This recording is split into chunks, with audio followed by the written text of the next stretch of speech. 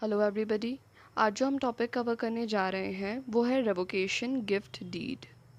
यहाँ पर सबसे पहले डेट को मेंशन किया जाता है, उसके बाद फिर यहाँ पर डोनर के नाम को मेंशन किया जाता है। फिर यहाँ पर इस बात को मेंशन किया गया है कि जब यहाँ पर वर्ड डोनर इस्तेमाल किया जाता है तो इसके अंदर डोनर के एयर्स, उसके एग्जीक्यूटर्स और एडमिनिस्ट्रेटर्स और जिस भी व्यक्ति को वो असाइन करता है वे सारे ही व्यक्ति इसके अंदर इंक्लूड हो जाते हैं। फिर यहाँ पर डोनी के नाम को मेंशन किया गया है।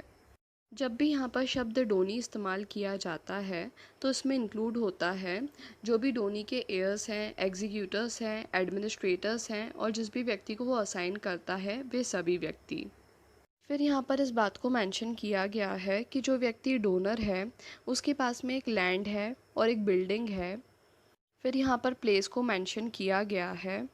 फिर यहाँ पर यह भी बताया गया है कि जो प्रॉपर्टी है उसको पर्टिकुलरली डिस्क्राइब किया गया है स्केड्यूल में, जो कि इसके साथ ही दिया गया है।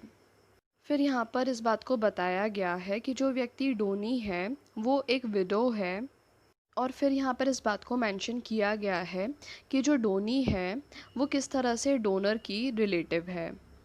फिर यहाँ पर इस बात को भी बताया गया है कि जो महिला यहाँ पर डोनी है उसके पास सफिशिएंट मींस नहीं है लाइवलीहुड का। यहाँ पर डोनर की ऐसी इच्छा थी कि ये जो ज़मीन है डोनर के पास में, इस ज़मीन को वो यहाँ पर गिफ्ट कर दे डोनी को, ताकि वो महिला खुद को मेंटेन कर सके। पर इसके साथ ही यहाँ पर डोनर के द्वारा कुछ कंडीशंस को भी बताया गया था। यहाँ पर जो कंडीशंस तय की गई थी वो डोनी के द्वारा एक्सेप्ट भी की गई थी। फिर यहाँ पर प्रॉपर्टी की मार्केट में जो एस्टिमेटेड वैल्यू है उसे मेंशन किया गया है। फिर यहाँ पर इस बात को मेंशन किया गया है कि डोनर के द्वारा डोनी को प्रॉपर्टी ट्रांसफ़र की गई थी in consideration of natural love and affection.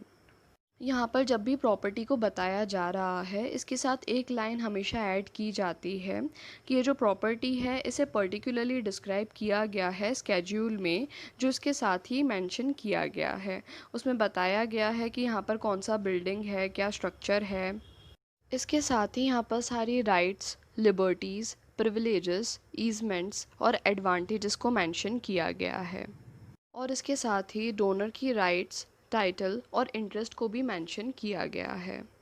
फिर यहाँ पर उन कंडीशंस को मेंशन किया गया है जिन कंडीशंस पे ये प्रॉपर्टी ट्रांसफ़र की जा रही है डोनी को। यहाँ पर पहली कंडीशन दी गई है कि जो डोनी है उसको कोई भी अधिकार नहीं है कि वो इस प्रॉपर्टी को सेल कर सके, मॉर्टगेज कर सके या फिर डिस्पोज कर सके किसी भी तरह से। उसके बाद यहाँ पर सेकंड कंडीशन दी गई है कि अगर जो महिला डोनी है वो री मैरिज करती है तो यहाँ पर जो गिफ्ट है वो रिवोक हो जाएगा। या फिर अगर जो महिला है उसकी मृत्यु हो जाती है तब भी फिर ये जो गिफ्ट है ये रिवोक हो जाएगा। इन दोनों ही इवेंट्स में जो पहले हो जाता है तभी जो गिफ्ट है वो रिवोक हो जाएगा।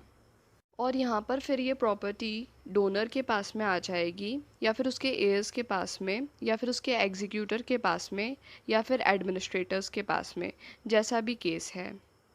फिर यहाँ पर डोनर के नाम को मेंशन किया जाता है और विटनेसेस के द्वारा सिग्नेचर किया जाता है। फिर यहाँ पर डोनी के नेम को मेंशन किया जाता है और विटनेसेस के द्वारा सिग्नेचर किए जाते हैं। तो आज जो हमने टॉपिक कवर किया वो है रेवोकेशन गिफ्ट डीड।